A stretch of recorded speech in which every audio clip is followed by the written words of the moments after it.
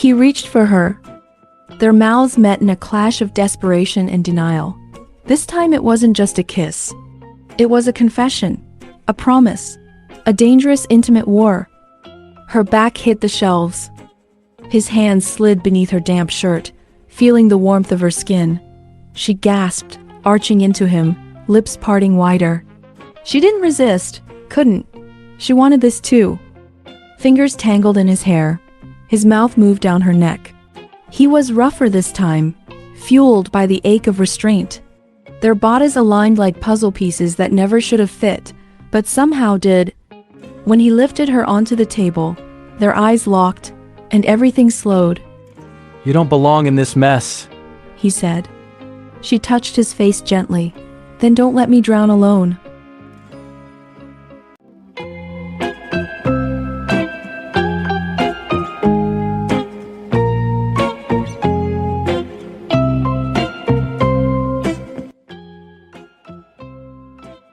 Heart's Audio Library presents 2 Words He Never Heard.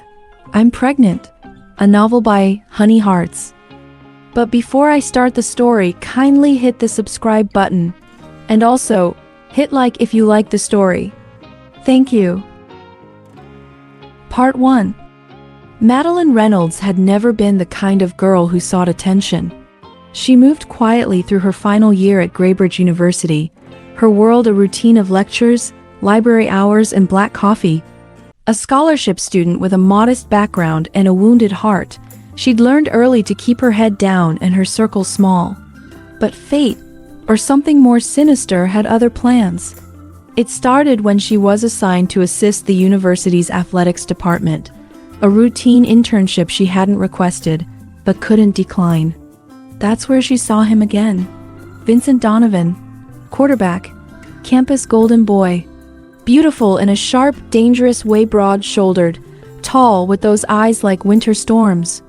He was the kind of man who made women blush just by walking past, but there was something cold, almost calculated beneath his charm. Madeline had met him once before, at a party thrown by one of her roommates. They hadn't exchanged more than a few words, but she remembered the look he gave her. As if he saw straight through her, stripping her down to secrets she hadn't even admitted to herself. She remembered avoiding him ever since. But now, she had to work directly under his department. She had to see him every day. At first it was simple. She sorted schedules, managed emails, fetched coffee orders. He rarely looked at her, let alone spoke. And when he did, it was short, curt, cold. She assumed he thought she was beneath him. What she didn't know was that Vincent was watching her closely. Vincent had noticed Madeline long before she noticed him. He'd spotted her in the library one night, hair tied up, lip caught between her teeth, textbooks open like battle plans. He remembered thinking she didn't belong in his world. She wasn't like the polished girls who chased him with desperate hands and hollow compliments. Madeline was the kind of woman a man could lose himself in, which was exactly why he stayed away. He didn't have the luxury of normalcy. Not anymore. He had debts, not financial, but moral connections. People who owned him. The Knight Society had promised him power, legacy, a way out of the shadow of his family's failure. He took the offer, regretted it every day since. They controlled everything now. His games, his decisions, his future. And the last thing they wanted was for him to fall in love. So, when he learned that Madeline Reynolds, that Madeline would be working with the team, Vincent felt his pulse spike. He couldn't let her get close, but he couldn't stay away either. Weeks passed, glances stretched longer. Tension curled like smoke in quiet rooms. It wasn't romance. Not yet. It was restraint. It was heat hiding under civility. It was her breath catching when he passed too close. It was his knuckles grazing hers over a shared clipboard. Until one night, that restraint cracked. The team won their biggest home game of the season. The afterparty was chaos, sweaty bodies, deafening music, liquor flowing like water. Madeline had no plans of going. But her friend dragged her out, swearing she needed to loosen up. She wore something soft, simple, white, like innocence. She didn't belong in that house, didn't belong in that world, but Vincent saw her the moment she walked in. His chest tightened.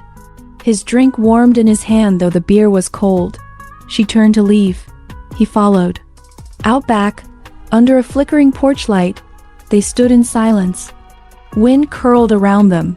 The distance between their bodies thinned. He didn't say a word, neither did she. Their lips found each other like gravity. Quiet, aching, inevitable. It wasn't gentle. It was hungry. Years of loneliness poured into it, hands buried in hair. A gasp swallowed by a kiss. Her back hit the wall, his body against hers, heat radiating like wildfire between their clothes. And when they finally broke apart, breathless, stunned, Madeline whispered, "What is this?" Vincent didn't have an answer, but his lips found her throat, her collarbone, his voice low and rough. "The worst decision I'll ever make." Part 2. The morning after that kiss, Madeline avoided every hallway where she might see him. She walked faster, drank twice as much coffee, breathed only when she was alone. But none of it helped. That kiss haunted her. Her lips still tingled.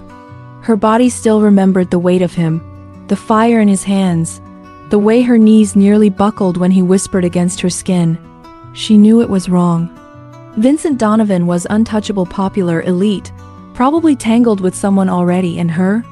She was the girl who studied in silence, who never belonged at those parties. Their kiss was a mistake, a crack in the fabric of their separate lives. She told herself that 100 times, but she still couldn't stop thinking about him. Vincent tried to stay away. He benched himself emotionally, pretended he didn't feel anything, but his control had already slipped. That kiss broke something open, something raw and human, and it terrified him. He'd been taught to compartmentalize. Love was a liability. The night society didn't tolerate weakness, and affection, real affection, was the kind of thing they could use against you. He'd seen it happen. So he trained harder, drank more, partied louder, but none of it dulled the memory of her, Madeline. The way her lips opened for him, the way her body melted into his, the way he wanted to strip her down and explore every part of her until she was shaking, undone, whispering his name like it meant salvation. 2 weeks passed. They didn't speak, barely made eye contact. But the air shifted when they were in the same room. Everyone else felt it too, though no one dared ask. Then, one rainy afternoon, it happened again. They were alone in the storage room, one of those dull, windowless spaces where extra uniforms and equipment gathered dust. Madeline was there organizing files, soaked from running across the field after a sudden downpour. Her clothes clung to her curves, her hair was damp. She looked flushed, vulnerable, breathtaking. Vincent walked in, saw her, and paused. His jaw clenched, his fingers curled into fists at his sides. "You shouldn't be here," he said. She turned slowly, meeting his gaze. "I work here." He stepped closer. "You know what I mean?" A beat passed. Tension bloomed like lightning in the air. "I thought you didn't want this," she whispered. He moved toward her, his voice a low growl. "I don't." Another step. "But I can't stop." He reached for her. Their mouths met in a clash of desperation and denial. This time it wasn't just a kiss, it was a confession, a promise, a dangerous, intimate war. Her back hit the shelves. His hands slid beneath her damp shirt, feeling the warmth of her skin. She gasped, arching into him, lips parting wider. She didn't resist, couldn't. She wanted this too. Fingers tangled in his hair. His mouth moved down her neck. He was rougher this time, fueled by the ache of restraint. Their bodies aligned like puzzle pieces that never should have fit, but somehow did. When he lifted her onto the table, their eyes locked, and everything slowed. "You don't belong in this mess," he said. She touched his face gently. "Then don't let me drown alone." They didn't speak of what happened after. They returned to pretending. But the illusion cracked more each day. Their glances lingered longer. Their touches grew bolder. And deep beneath all the stolen moments and reckless kisses, something darker stirred. because Vincent knew he couldn't protect her from the life he was in. And Madeline had no idea the man she was falling for was hiding a secret that could destroy them both. Part 3. They weren't supposed to fall into routine. But somehow they did. It started with hallway glances that lingered too long. Then hidden rendezvous in quiet places, the library after hours, the art building's rooftop, the old observatory no one ever used. They weren't reckless, but they weren't careful either. Love made them bold. Desire made them forget. Madeline stopped asking questions. She didn't want to break the spell. She let Vincent pull her into shadows, press her against cold walls with warm hands. She let him whisper her name like it meant everything. And when he kissed her, the rest of the world disappeared. For the first time in years, she didn't feel like she had to be perfect. For the first time, she felt wanted. But she never asked about the things he never shared. Where he disappeared to on weekends. Who he texted when his jaw clenched and his fingers tensed. Why his eyes sometimes looked haunted, like he carried the weight of 100 sins behind that smooth, dangerous charm. Vincent kept his silence. He was falling and he knew it. He memorized the sound of her laugh, the curve of her hips beneath his palms, the way she trembled when he pressed his mouth between her thighs and murmured her name like a vow. But at night, when she was gone, the guilt would settle back in. The Night Society didn't allow attachments.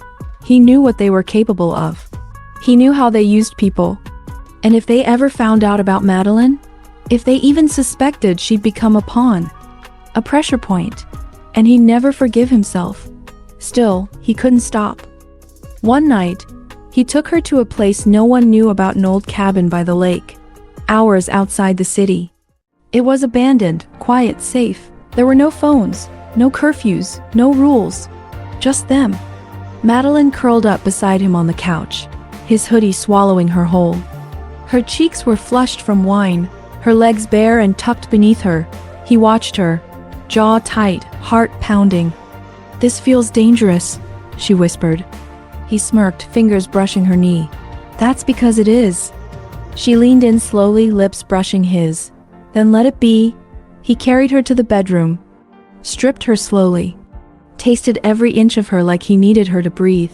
Their bodies moved with desperation and reverence. She gasped when he filled her, clung to his shoulders, dug her nails into his back, as pleasure rippled through her like a storm. It wasn't just lust anymore, it was something deeper, something that scared the hell out of him. Later, as she slept against his chest, he stared at the ceiling. "I can't keep doing this," he thought. "She deserves better." But he didn't move. He didn't pull away. Because if loving her was a sin, then damn him, he'd sin again and again, as long as she was in his arms. Back in the city, the world kept turning. Madeline returned to her classes. Vincent to his secrets. But something had shifted. The Night Society was watching him closer now. And somewhere, in the smoke-filled rooms of that gilded underworld, a quiet decision was being made. Vincent Donovan had a weakness. And soon they would use her. Part 4. It was after one of their secret weekends, one of those stolen escapes, where the world ceased to exist, that things began to shift. Vincent returned first. Always careful, always composed. But this time, something was different. The moment he stepped back into the city, he could feel the chill. A message waited in his inbox. No words, just a black card. The seal of the Night Society pressed in deep crimson wax. He knew what it meant. They knew. Vincent entered the manor like a ghost, quiet, unassuming. But the tension in his chest knotted tighter with every step. The members sat around the long, gleaming table, all wearing the same cold expression, men and women of power, of secrets, of control. At the head of the table sat Marcus Vale, the current sovereign. He didn't speak at first. He simply stared. Vincent didn't blink. Finally, Vale's voice sliced through the silence. "She's making you sloppy." It wasn't a question. It was a verdict. Vincent said nothing. "You've been warned. We gave you a purpose, power, protection.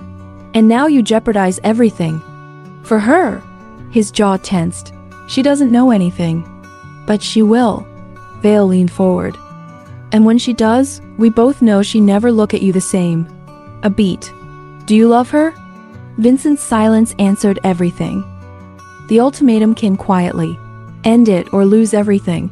And still, he hesitated. Back in the city, Madeline could feel the change. He was distant. Not colder, just restrained. Like a man holding a fire inside him and trying not to let it show. He didn't come by her apartment that week. Didn't answer her texts as quickly. And when they finally saw each other again, he kissed her like a man drowning, but pulled away like a coward. Is something wrong? She asked softly. He shook his head. Just tired. Too much on my plate. A lie. But she didn't press. She thought maybe it was just the stress. She never imagined he was part of something darker. That the man who held her so gently had blood on his hands. That his power came from a society that bent the world to its will and crushed whoever disobeyed. She didn't know she was the price he'd have to pay. A week passed. Then two. Vincent withdrew further. The messages stopped. The calls. Even the silence changed. Madeline tried to stay calm, but her heart was starting to fracture. Until finally, she showed up at his door. He opened it shirtless, surprised but not angry. His eyes darkened when he saw her, like he hadn't realized how much he missed her until now. She stepped in. She didn't ask for permission. She kissed him like he was still hers. And when he kissed her back, something inside him broke. They didn't speak. Clothes fell. Hands roamed. He took her like a man starved, rough, hungry, desperate. Her moans echoed in the quiet room as he filled her again and again, trying to memorize the feel of her, the sound of her, the scent of her. Like it would be the last time. Because maybe it was. Afterward, they lay tangled on the floor, limbs wrapped, breath shaky. She looked at him, vulnerable, raw. What are we doing? He didn't answer. Couldn't, because he'd already made a decision. And he knew it would break her. Part 5. Vincent didn't sleep that night.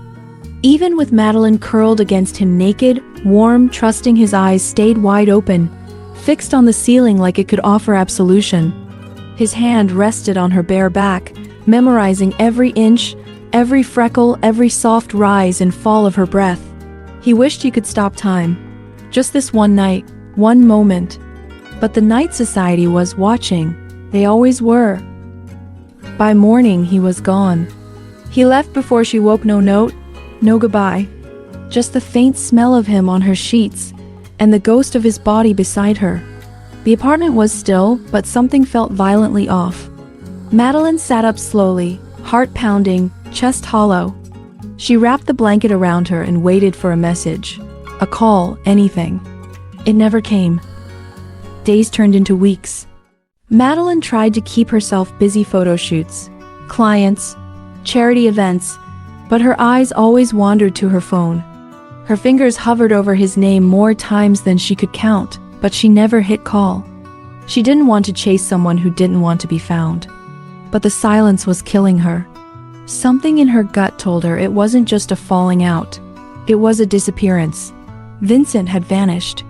No social posts, no sightings, nothing but echoes. Even her friends noticed. You okay? They'd ask gently. She'd smile and say, I'm fine, like it wasn't a lie. But each time she walked into her apartment and saw the spot on the floor where they'd made love for what would be the last time, something in her cracked. Across the city, in a darker world, Vincent was becoming someone else. The Night Society demanded total submission now. No attachments, no distractions, no heart. They sent him on more assignments, cleanups, acquisitions, threats masked in polite smiles. The society was grooming him to rise in their ranks. And he was becoming colder with every passing mission. But no matter how deep he buried himself in their world, Madeline haunted him, her touch, her laugh, her trembling breath when he took her apart. She was the only softness he had ever let in, and he hated himself for ruining it. He didn't know she cried alone at night, clutching a sweater he left behind. He didn't know she found out 2 months later that she was pregnant. And he didn't know she never told a soul who the father was. Part 6. Madeline didn't cry when she saw the 2 pink lines. She sat in the bathroom of her tiny apartment, the city humming outside her window, and stared at the pregnancy test resting on the sink. Her fingers trembled, but her face didn't crumble. Not yet. Vincent was gone, no word, no closure. And now, this. She pressed a hand to her belly flat, innocent, and whispered the only thing she could manage. "I'm sorry, little one." She considered every option. Abortion, adoption, reaching out to him, moving away, but nothing felt right. Nothing but holding on. He had left her without a goodbye, but she couldn't do the same to the life forming inside her. This child was hers now, and she would love her fiercely, even if it broke her open. 9 months blurred into a quiet, lonely war. Madeline worked as long as she could, juggling shoots and clients, covering the swelling of her belly with oversized sweaters and silk robes. She lied to friends, to photographers, even to herself. Vincent's name stayed buried on her tongue. She gave birth alone, gripping the hospital bedsheets like they were her lifeline. And when they placed that tiny girl in her arms, blue eyes wide, curls already soft around her ears, Madeline broke for the first time in almost a year. She named her Evelyn, after her grandmother. A name untouched by pain, a name that belonged to joy. The years passed in quiet rhythms. Madeline built a home for Evelyn, a life of lullabies, warm breakfasts, messy art projects, and bedtime stories whispered under fairy lights. They danced barefoot in the living room, baked crooked cookies, and painted each other's nails in shades of glitter and chaos. Evelyn was light. Madeline, despite everything, healed slowly in her glow. But sometimes in the hush of night, when Evelyn curled into her side and asked, "Mommy, why don't I have a daddy?" Madeline would just stroke her hair and whisper, "You have me." Because even now, she didn't know how to explain the man who gave her Evelyn and disappeared like a ghost. Meanwhile, Vincent had clawed his way deeper into the Knight Society's ranks. He wore suits like armor now, spoken commands, executed decisions without blinking. But his eyes, sharp and deadened, sometimes drifted to the past. A photograph he kept buried in a drawer, a snapshot of Madeline smiling, sun in her hair. He never reached out. He told himself it was for her safety, that the society would never let him go, and dragging her back into his world would ruin her. But the truth? He was afraid. Afraid she'd moved on. Afraid of what she'd say. Afraid that whatever chance they once had turned to dust. He had no idea he had a daughter. And fate wasn't done with them yet. Part 7. It happened at a gallery opening. Madeline wasn't supposed to attend. She had sworn off public events unless absolutely necessary. But an old client had begged her, offering a generous commission in exchange for curating a small corner of portraits. And money, when you had a 5-year-old daughter to raise alone in the city, always made the final decision. She wore black that night. A satin-wrapped dress that hugged her waist and flared gently at her knees. Her hair fell in waves, elegant and unbothered. She didn't expect to see anyone from her past. She certainly didn't expect him. Vincent Donovan, standing across the room. Tall, composed, his tailored suit wrapped around a body hardened by time and purpose. But it was him. That jaw, those eyes, that quiet storm in his stare. Her lungs stilled. Her grip on the champagne glass faltered. He hadn't seen her yet. Thank God. She turned sharply and pretended to study a painting, her heart drumming like a war call in her ears. She couldn't do this. Not tonight, not with everything she still carried. Not with Evelyn asleep at home, unaware her father was just 20 feet away. But fate never liked to be ignored. Vincent caught her scent before he saw her. That familiar hint of jasmine in something warm. He turned, and there she was. Madeline. Older, more refined. Glowing in a way that made his throat tighten. Time hadn't dulled her. If anything, it had only sharpened his memory of what he lost. For a moment he couldn't move. He could only stare. Then she looked at him. Their eyes locked. The world narrowed. And just like that, 5 years of silence crumbled beneath him. "Madeline," he said, approaching like a man on a battlefield. She didn't back away, but her shoulders stiffened. "Vincent." There was so much in those two names. So many years, so much pain, so many questions left hanging between them like smoke. "You look..." He paused, swallowing. "Well..." Her lips twitched. "Motherhood does that to you." He froze. Madeline saw it. Saw the confusion flicker in his eyes. Like lightning behind clouds. He didn't know. "Good. I didn't mean to ambush you," he said, his voice lower now. "I didn't think you'd be here." "I wasn't supposed to be," she replied coolly. "But here we are." A beat passed. She looked at him one last time hard, tired, but still devastatingly beautiful, and said, "Excuse me." Then she walked away. He found out the truth 3 days later. A mutual acquaintance. A photograph on social media. A little girl with soft curls in his eyes. He didn't sleep that night. He sat in his penthouse, staring out over the city, the walls of his carefully built world finally beginning to crack. Evelyn, his daughter. He had a daughter. And Madeline never told him. But this wasn't over. Not yet. The Knight Society would soon know that their most loyal disciple was about to become their greatest liability.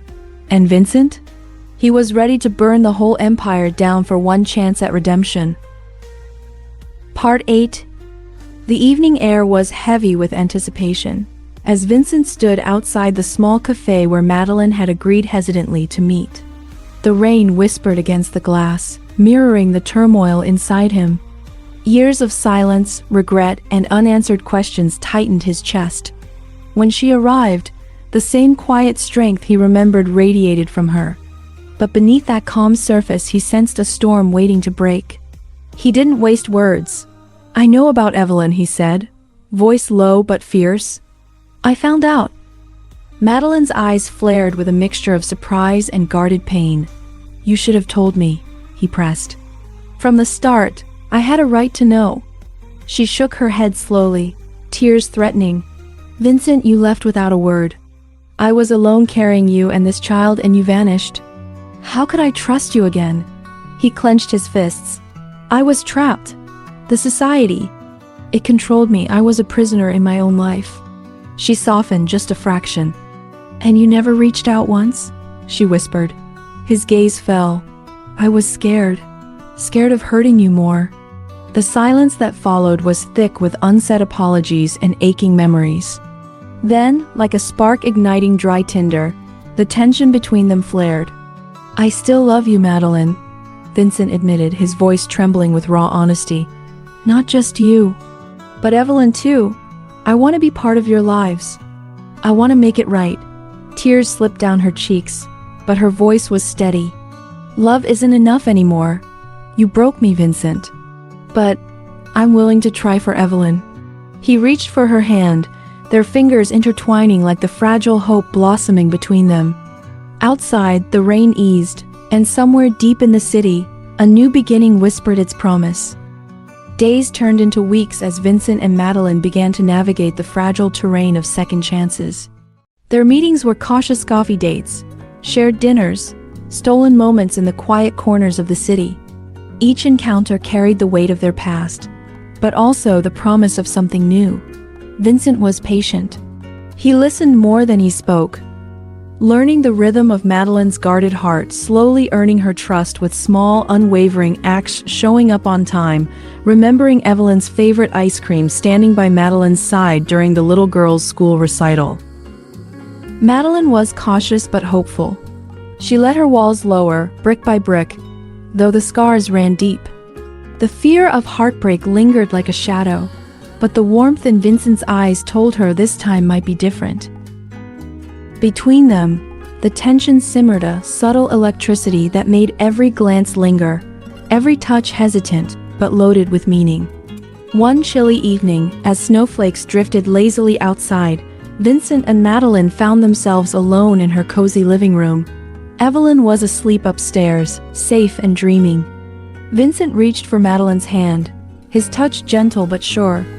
"I don't want to waste any more time," he murmured, his voice raw with longing. I want to be the man you and Evelyn deserve." Madeline's breath hitched. Her heart fought the walls of her chest, breaking down the barriers she'd spent years building. She leaned into him, the space between them shrinking until their lips met, soft, searching, and finally undeniably real. In that kiss was forgiveness, passion, and the beginning of a love reborn, harder, purer, and infinitely sweeter. The road ahead was uncertain, with old fears and new challenges, but for the first time in years, Madeline and Vincent dared to believe in forever. Epilogue. The sun poured golden light through the windows of a small park pavilion where laughter filled the air. Evelyn, radiant and full of life, chased butterflies beneath the watchful eyes of her parents. Madeline stood beside Vincent, her hand resting gently on his arm. The years of pain, secrets, and distance had faded into the past, replaced by a quiet strength born of forgiveness and love. Vincent looked down at Madeline, his eyes shining with a tenderness only she could unlock. "We made it," he said softly. She smiled, her heart full. "Yes, we did. Together." As Evelyn ran toward them, arms open wide, Vincent knelt to catch her, and in that perfect moment, the three of them became a family whole, healing, and ready for whatever came next. Because sometimes, love lost is love found again, and second chances are sweeter than any first. The end.